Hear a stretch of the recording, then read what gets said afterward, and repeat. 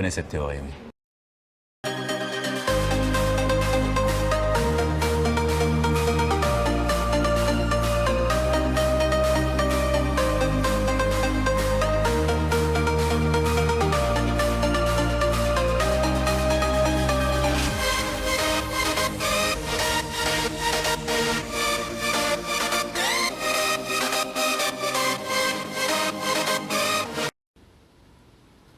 Coupé, on la refait.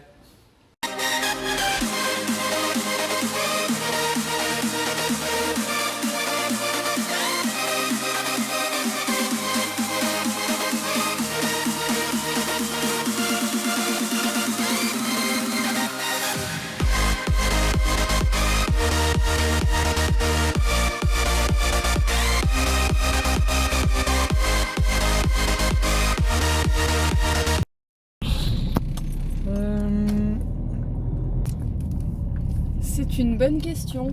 On devient présidente de la deuxième Ligue de France à cause de l'ancien président de la Ligue, qui s'appelle John Pym et qui un jour de CRV a décidé de m'appeler pour me proposer de prendre la relève. Ça c'est pour le côté anecdotique. Après, comment on devient présidente de Ligue, on ne devient pas présidente de Ligue comme ça, on devient d'abord bénévole, je pense. Et ça a toujours été quelque chose qui m'a animée dans les clubs dans lesquels je suis passée depuis que je suis toute jeune. Finalement, c'est le résultat d'un engagement bénévole depuis très très longtemps. Et après, c'est des opportunités, des coïncidences aussi quelque part. Je pense que j'ai été présidente de mon club pendant 6 ans. J'avais l'impression d'avoir fait un peu le tour. Et quand John m'a appelé, je me suis dit que c'était peut-être le bon moment de ne pas s'enfermer dans quelque chose qui ne m'animait plus autant qu'auparavant. Et j'ai toujours fonctionné par défi, c'était un chouette défi. Et j'ai décidé d'accepter après une petite réflexion quand même.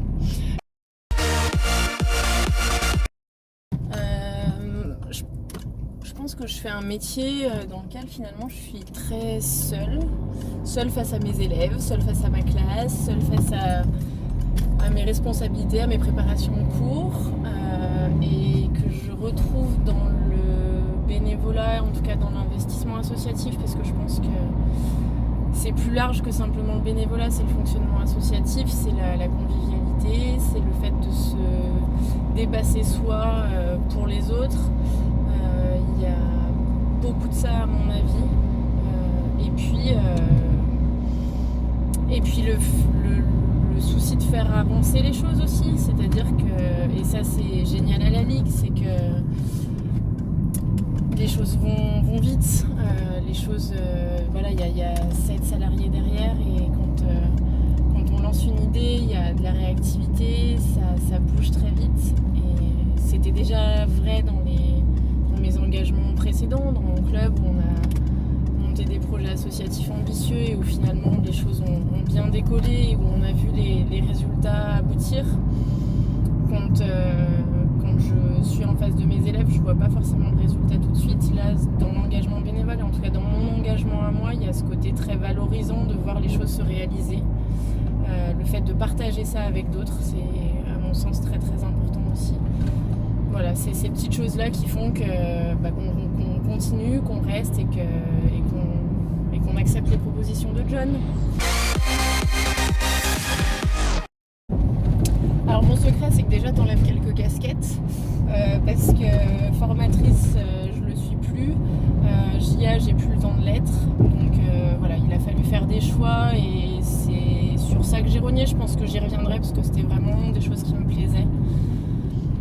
Et j'y trouvais beaucoup de plaisir, donc je pense que c'est une mise entre parenthèses, mais par contre c'était pas possible de tout faire. Après oui, ça fait déjà beaucoup. Alors je le disais aussi, et ça j'y tiens, je suis aussi prof et c'est un métier que j'aime et dans lequel je veux continuer à pouvoir m'investir. Je veux pas que mon engagement associatif vienne m'empêcher de faire mon boulot comme je l'entends. Mais maman de 2 enfants est en partie toute seule, donc c'est pas simple. Et puis c'est vrai, la Ligue qui me prend beaucoup de temps et d'énergie, mais tu le disais avant, c'est-à-dire que c'est c'est aussi quelque part une forme d'équilibre.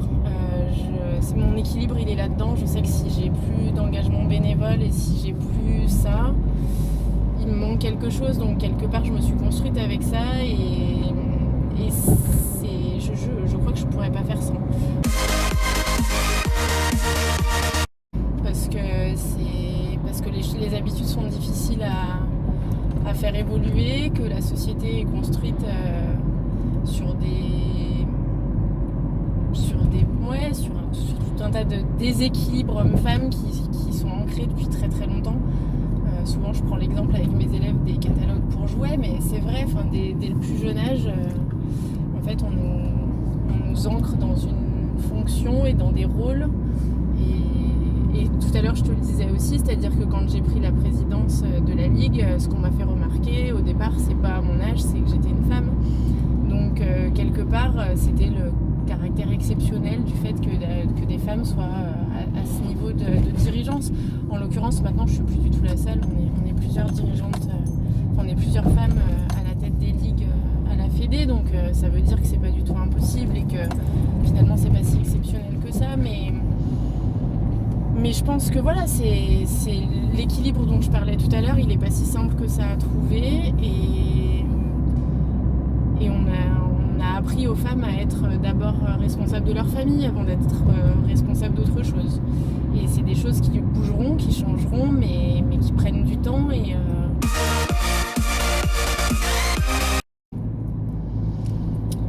J'ai envie de répondre à ta question plus largement en fait.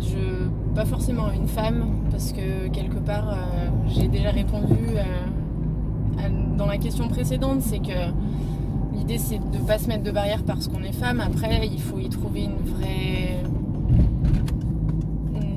valorisation personnelle, quelle qu'elle soit, que ce soit pour une femme ou pour un homme. Être dirigeant, c'est accepter des responsabilités, endosser des responsabilités qui sont de plus en plus qui peuvent être de plus en plus lourdes. On a encouragé par exemple la professionnalisation dans les clubs. Être une femme dirigeante dans un club où il y a un professionnel, être un dirigeant tout court dans un club où il y a un professionnel, c'est beaucoup de responsabilités, c'est beaucoup de temps, mais l'associatif reposera forcément toujours sur des bénévoles et on voit dans le monde dans lequel on a besoin de cette convivialité, de cette co-construction de plein de choses, et les professionnels n'auront jamais le même regard que peuvent l'avoir conjointement des professionnels et des élus.